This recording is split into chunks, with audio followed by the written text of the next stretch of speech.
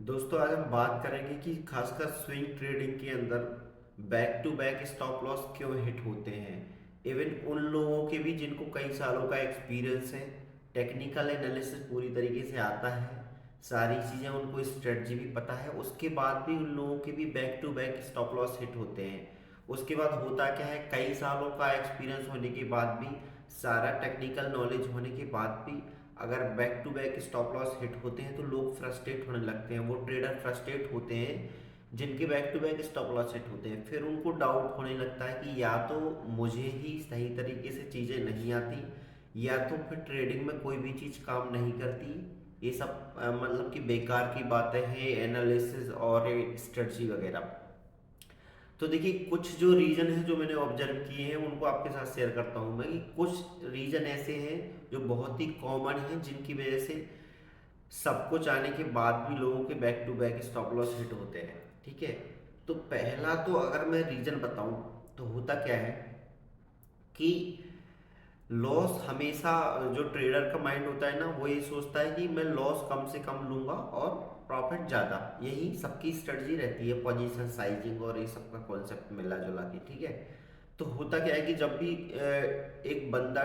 Analysis करता है, technical analysis, तो वो जो स्टॉप लॉस होता है उसको छोटे से छोटा रखने की कोशिश करता है, जिसको टाइट स्टॉप लॉस बोलेंगे। मतलब उसका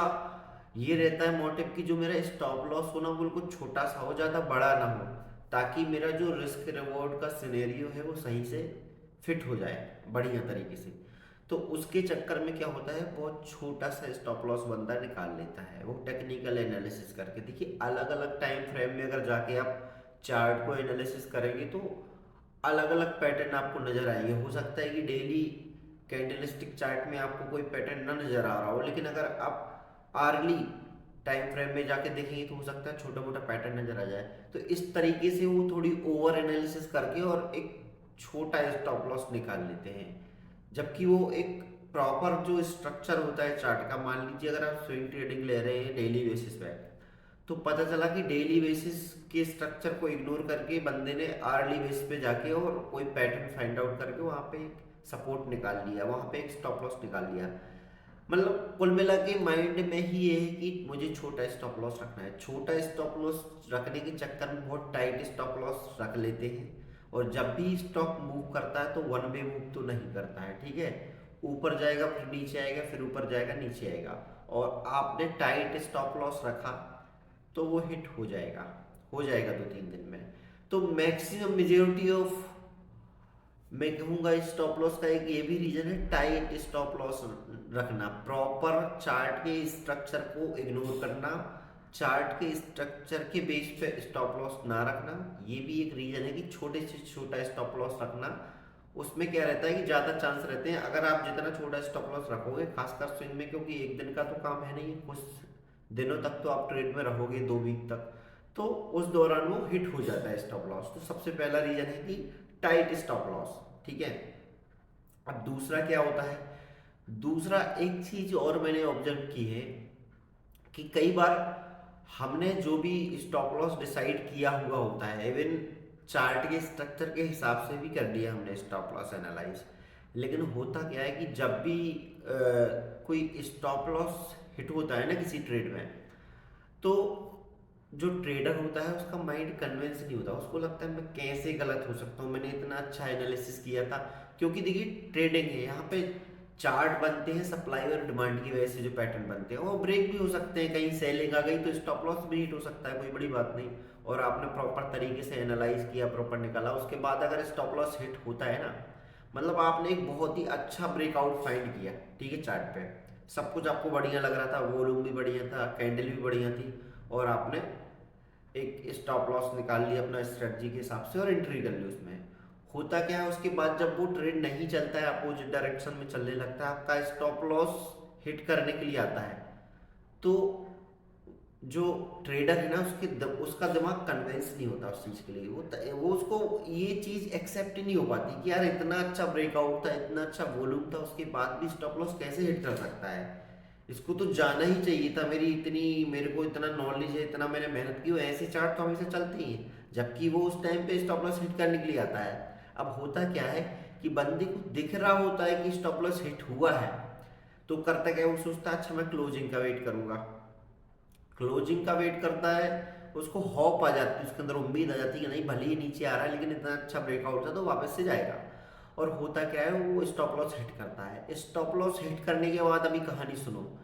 अभी बंदा फिर और एनालिसिस करता है कि और कोई अगला सपोर्ट है क्या आसपास, चलो स्टॉप लॉस हिट हो गया, देखता हूँ कोई अगला सपोर्ट है क्या, वहां से वापस आ सकता है। तो वो और एनालिसिस करता है और उसको और थोड़ी नीचे और कुछ सपोर्ट वगैरह नजर आने लगता है, वो सोचता है यहाँ तक देखता हूँ, यहाँ से तो पक्का रिवर्स करेगा,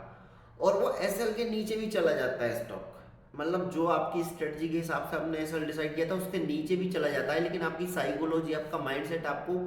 एक्सेप्ट नहीं करने दे रहा है कि ये ट्रेड फेल हो गया है, ये ब्रेकआउट फेल हो गया है, और आप बैठे रहते हो ऐसे एसएल हिट होने के बाद आप एक और नया सपोर्ट ढूंढ लेते हो नीचे कि नहीं यहाँ से तो वापस जाएगा ही नीचे, ये बड़ा वाला सपोर्ट है। और होता क्या है, स्टॉक वहां से भी और नीचे चला जाता है,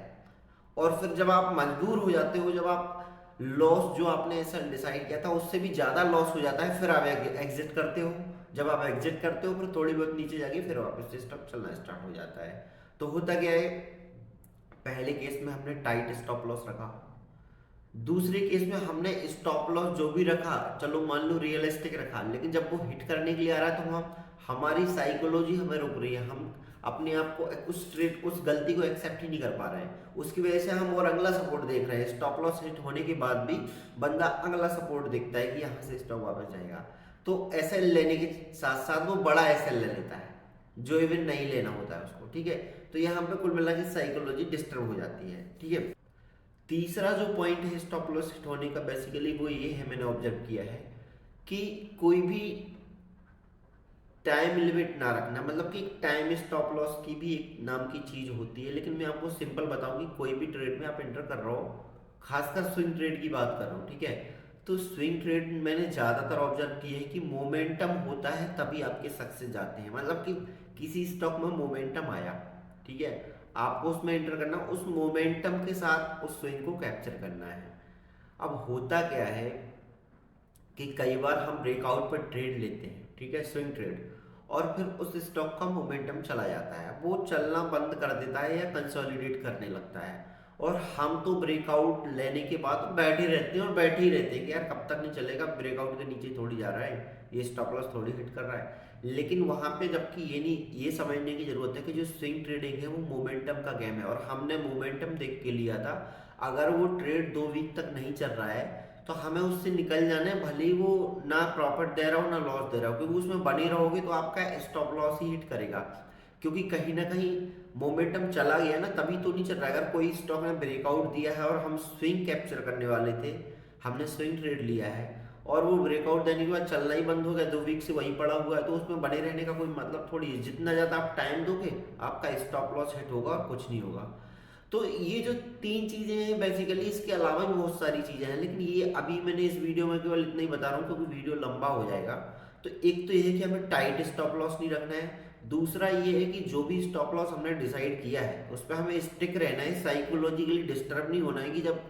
स्टॉक ऐसे हिट करने आए तो हम और अगला सपोर्ट फाइंड करने लगे, ठीक है, ये काम नहीं करना है। तीसरा हमें क्या नहीं करना है कि एक अनलिमिटेड टाइम तक बैठा नहीं रहना है, खासकर स्विंग ट्रेड में, क्योंकि स्विंग मोमेंटम का गेम है। अगर मोमेंटम चला गया है प्रेजेंट के लिए स्टॉक से, तो हम उसमें लंबे समय तक बैठे भी रहेंगे तो कोई मतलब नहीं, या तो वहीं पड़ा रहेगा और वहीं कंसोलिडेट करते करते एक आध मिनट नीचे चला जाएगा, आपका स्टॉप लॉस हिट कर देगा, क्योंकि मोमेंटम ही चला गया तो हम उस स्टॉक में किस लिए बैठे हैं। या तो फिर दूसरे स्टाइल की ट्रेडिंग करो आप, अगर पोजीशन बनानी तो पोजिशनल के अकॉर्डिंग करो, लेकिन स्विंग में इतना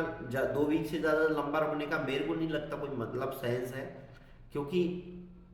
हाँ, अगर चार्ट में कुछ आपको दिख रहा है तो बात अलग है, अदरवाइज जनरली जो स्विंग ट्रेड होते हैं ना वो 2 वीक के अंदर चल जाते हैं, और अगर मोमेंटम चला गया तो होता क्या है, वहीं पड़े पड़े वो सेलेक्ट कर देना। तीसरा है टाइम लिमिट रखना, टाइम कैपिंग लगाना अपने ट्रेड पे कि भाई इतने टाइम के बाद, इस टाइम के बाद मैं इस ट्रेड में नहीं रहूंगा, चाहे वो प्रॉफिट दे या लॉस दे।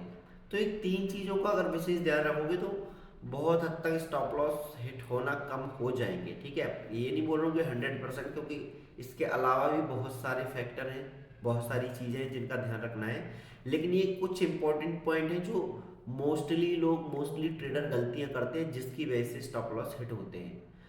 तो इसी तरह से मैं आने वाले वीडियोस में और भी आपके साथ नॉलेज शेयर करूंगा कि किस किस